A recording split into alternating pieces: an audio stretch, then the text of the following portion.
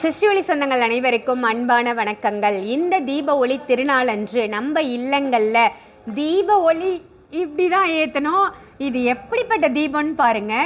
அக்ஷய கலச தீபம், கலசத்தில் கமலத்தோடு இருக்கக்கூடிய தீபம் பாருங்க. நாங்கள் கம்மியாக கொடுக்காம நிறைய ஒரு இது பாத்திரம் ஃபுல்லாகவே எடுத்துகிட்டு வந்திருக்கோம் பாருங்க. ஒவ்வொரு கலசத்துலையுமே வந்து பார்த்தீங்கன்னா குபேரன், லக்ஷ்மி, பெருமாள் இருக்காங்க. அப்போ எத்தனை லக்ஷ்மி, எத்தனை பெருமாள் இருக்காங்க பாருங்க. இந்த மாதிரி நிறைய இருக்கு, ஆனால் லிமிட்டடாக தான் இருக்கு.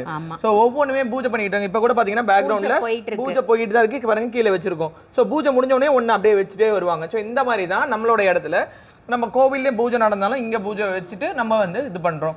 ஸோ இந்த பொருள் ஒருத்தங்களுக்கு வரணும்னா பல யுகங்கள் புண்ணியமும் பாக்கியமும் பெற்றுக்கலாம்.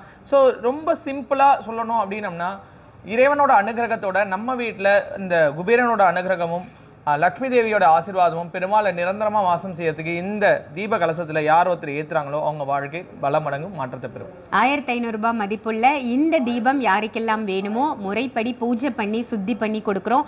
உடனே புக் பண்ணிக்கோங்க. லிமிட்டட் ஸ்டாக் தான் இருக்குது. ஏன்னா ஏற்கனவே வீடியோ ஷார்ட்ஸ் போட்டதால் நிறைய பேர் புக் பண்ணியிருக்காங்க. மறுபடியும் புக் பண்ணுறவங்களுக்கும் பூஜை பண்ணி கொடுக்கணும்னு தான் பூஜை போயிட்டுருக்கு. ஆலயத்தில் பூஜை முடிஞ்சு இங்கேயும் பூஜை போயிட்டுருக்கு. யாருக்கெல்லாம் வேணுமோ உடனே புக் பண்ணிக்கோங்க. வாழ்க்கையில் கஷ்டம் என்னும் இருள் விலகி சந்தோஷம் என்னும் ஒளி பிரகாசிக்க சிருஷ்டி ஒளியில் இந்த தீப கலசத்தை உடனே புக் பண்ணிக்கோங்க.